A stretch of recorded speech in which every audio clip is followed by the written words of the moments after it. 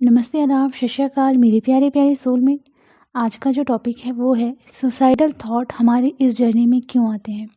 सबसे पहले तो मैं आप लोग को बताना चाहती हूँ कि अभी थोड़ी मेरी तबीयत वीक चल रही है, जिसके चलते मैं अभी वीडियो नहीं बना रही हूँ। ठीक है, खैर खैर आज ये वीडियो बनाना ज़रूरी था। बहुत सारे लोगों को बहुत प्रॉब्लम हो रही है।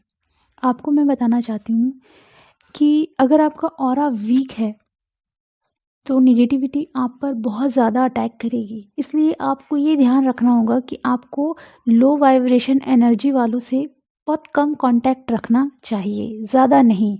अपनी एनर्जी आपको किसी को भी नहीं देना है। अगर देना है तो एनर्जी एक्सचेंज लेकर ही देना है, अदरवाइज़ बिल्कुल भी नहीं। ठीक है, लो वाइब्रेशन एनर्जी लोगों के साथ अगर आप रहते हो तो आपको अच्छे से प्रोटेक्शन लेकर रखना होगा। ओके, और ये सब आप लोग ऑलरेडी करते हो। लेकिन यहाँ आपको ये समझना होगा कि अगर आप बहुत ज़्यादा कांटेक्ट करते हो लो वाइब्रेशन एनर्जी वालों के साथ और बदले में आप अपनी एनर्जी उन्हें देते हो और वहाँ से आपको कोई एनर्जी रिसीव नहीं हो रही है, तो वहाँ क्या होता है कि आपका ऑरा वीक पड़ने लगता है। इसलिए हमें अपनी एनर्जी वहाँ इन्वेस्ट करनी है जहाँ आपकी एनर्जी की ज़रूरत है एंड आपकी एनर्जी की वैल्यू है। ओके, आपको मैं ये भी बताना चाहती हूँ कि बहुत सारे लोगों को सुसाइडल थॉट आते हैं तो वो सुसाइड कर भी लेते हैं। बहुत सारे ऐसे लोग होते ही हैं। तो यहाँ मैं आपको बताना चाहती हूँ, जैसे कि मान लीजिए आपको 10वीं क्लास पढ़ना है, एग्ज़ाम देकर आपको पास होना है और 11वीं क्लास जाना है। लेकिन 10वीं क्लास में आपने जो जो सब्जेक्ट पढ़ा, जो भी सिलेबस थे, जो भी प्रैक्टिकल थे, सब आपने किया, लेकिन आपने उतने अच्छे से पढ़ाई नहीं की। 10th क्लास का एग्ज़ाम हो रहा है और उस एग्ज़ाम में आप फेल हो गए, तो क्या आप 11वीं क्लास पढ़ पाएंगे? बिल्कुल भी नहीं। आपको फिर से 10वीं क्लास पढ़ना पड़ेगा। वही सिलेबस, वही प्रैक्टिकल, सारी चीज़ें वही होंगी। तो बस क्या है कि हमारी इस जर्नी में यही होता है कि हमें एक सब्जेक्ट मिला है, सिलेबस मिले हैं, बहुत सारे जो लोग हैं, अलग अलग सब्जेक्ट हैं। अगर हम इनके साथ अच्छे से बैलेंस बनाकर नहीं चल पा रहे हैं और हमारे दिमाग में सुसाइडल थॉट आ रहे हैं, हम वीक पड़ रहे हैं, है ना, क्योंकि हम दुखी होते हैं तभी तो हमें प्रॉब्लम होती है। अगर आप खुश हैं तो क्या आपके माइंड में सुसाइडल थॉट आएंगे? नहीं आएंगे। आप दुखी हैं इसलिए आ रहे हैं। ठीक है, अब यहाँ अगर आप बॉडी से निकल भी गए तो आपको क्या लगता है कि आप पास हो गए? नहीं, आप फेल हो गए। जैसे 10वीं क्लास में फेल हो गए, वैसे ही आप अपनी इस लाइफ में फेल हो गए। आपको फिर से 10वीं क्लास पढ़नी पड़ेगी, अर्थात आपको फिर से एक बॉडी में जन्म लेना पड़ेगा और यही सिचुएशन होगी, यही परिस्थिति होंगी। हाँ, लोग अलग होंगे बस। तो बस आपको यही समझना है कि अगर आप इस बॉडी में अपनी सोल को सुकून नहीं दे पा रहे हो, आपकी सोल खुश नहीं है, तो इस बॉडी से निकलने के बाद आपकी सोल को खुशी और पीस नहीं मिलने वाला। आपको भले लगे कि आप डिवाइन के साथ जाना चाहते हो, आप डिवाइन के पास रहना चाहते हो, आपको नहीं आना, बट आप डिवाइन से नहीं मिल पाओगे क्योंकि आपने अभी मोक्ष प्राप्त ही नहीं किया, तो आप डिवाइन से कैसे मिलोगे। अब मैं आपको अपना एग्जाम्पल बताती हूँ। मेरी इस जर्नी में मेरे साथ बहुत भयंकर चीज़ें हुई, जिसके चलते मुझे लगा कि मुझे नहीं रहना, क्योंकि कार्मिक अटैक इतने ज़्यादा हो गए थे। हमारी ऑरा वीक होती है तो कार्मिक अटैक होते हैं, विथ हमारे खुद के कर्मास भी होते हैं। हमें अपने कर्मास को भी क्लियर करना होता है। तो क्या हुआ था मेरे साथ कि मेरे माइंड में सुसाइडल थॉट आना शुरू हो गए थे। अब इन चीज़ों से मुझे बाहर आना था।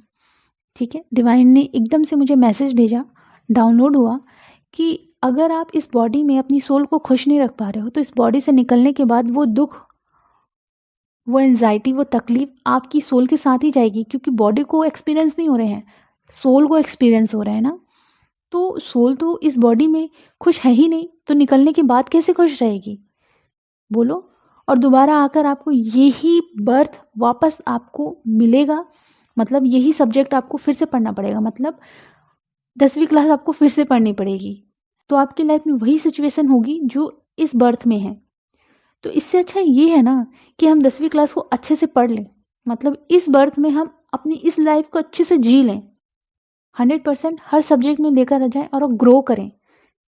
ठीक है, अगर हम ऐसे जाएंगे तो क्या होगा कि धीरे धीरे हम मोक्ष की तरफ पहुंच जाएंगे। अब मैं बात करती हूँ कर्मा क्लीन।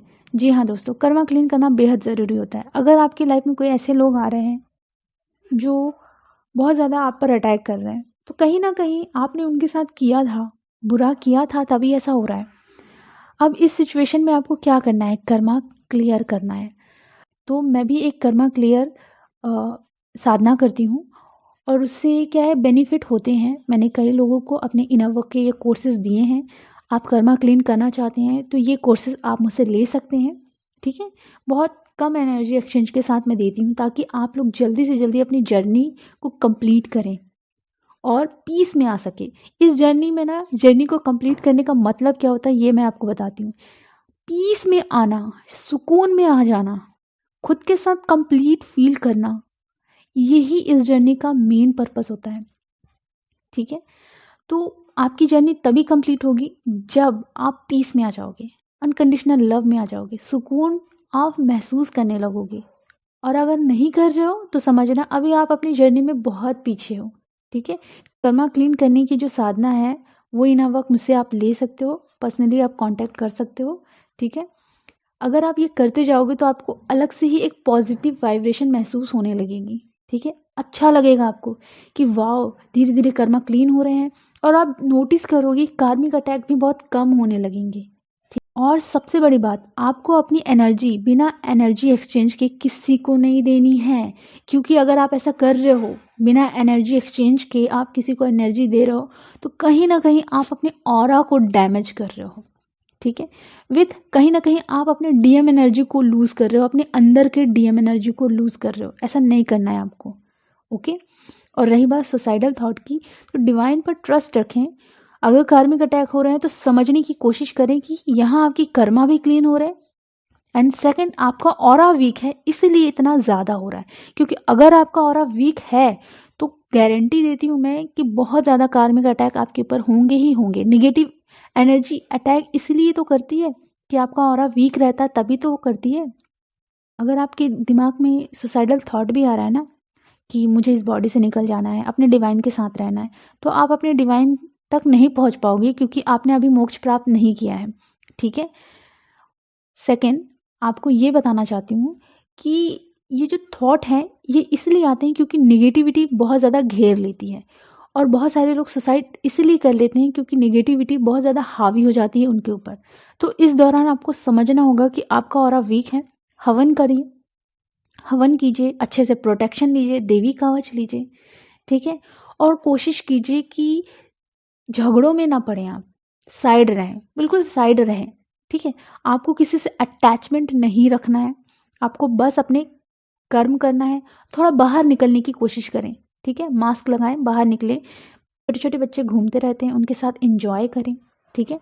मतलब आपको जीना सीखना है, जो कि अभी आप नहीं कर रहे हो, ठीक है। ये थॉट इसलिए तो आते हैं कि आप बहुत ज़्यादा एक ही चीज़ में फंसे पड़े रहते हो, बहुत ज़्यादा दुखी रहते हो। तो दुखी आप खुद को कर रहे हो, ना कि कोई और आपको दुखी कर रहा है। अगर कोई आपको कुछ बोल रहा है, बुरा लग रहा है, रो लो, लिख लो, और उसे बर्न कर दो, उस पेन को रिलीज कर दो, ठीक है। बल्कि आपको ये समझना होगा कि दुखों का कारण भी आप हैं, ठीक है, और खुशी का कारण भी आप हैं। तो आपको किसी और के कह देने से दुख हो रहा है तो मतलब कहीं ना कहीं आप वीक हैं। आपको इतना इंडिपेंडेंट बनना है इमोशनली लेवल से कि कोई आपको दुखी ना कर सके। चूज करिए कि आपको दुखी रहना है या खुश रहना है, ठीक है। अगर आपने खुशी चूज करी तो गारंटी कि आप खुश रहेंगे। लेकिन अगर बहुत ज़्यादा ट्रिगर हो रहे हैं तो इतना समझने की कोशिश कीजिए कि आपका जो ऑरा है सच में बहुत वीक हो गया है, तभी तो सभी लोग अटैक कर रहे हैं। ऐसा क्यों हो रहा है, ठीक है। तो कारण यही होता है कि ऑरा वीक हो जाती है, इसके चलते होता है, ठीक। और कर्मा क्लियर करना भी बहुत ज़रूरी रहता है। आप मुझसे इनर वर्क का ये कोर्स ले सकते हैं ताकि आप अच्छे से अपनी जर्नी को चल सके और आपकी सोल को पीस फील हो, खुशी फील हो। आप वो करें जो आपको अच्छा लगता हो, ओके। आई होप कि आपको ये समझ में आया हो कि ये सारी चीज़ें कहीं ना कहीं हमें कुछ सिखाने के लिए हो रही हैं, है ना। चैलेंजेस आ रहे हैं, चैलेंजेस को एक्सेप्ट करो। इतना स्ट्रांग बनो कि कोई भी चीज़ आपको इफ़ेक्ट ना कर पाए। Thank you so much.